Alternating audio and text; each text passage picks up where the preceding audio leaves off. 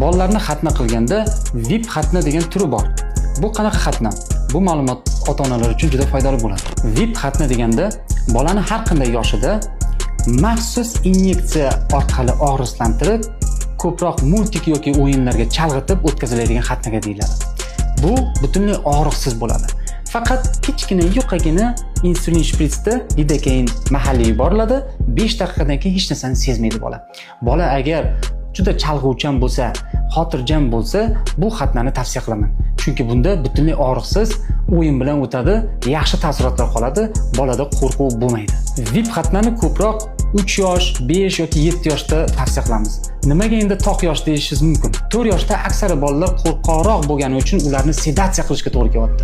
Lekin aqli kirgan, gapga ko'nadigan har qanday yoshdagi bolalarni VIP xatna qilsa bo'ladi.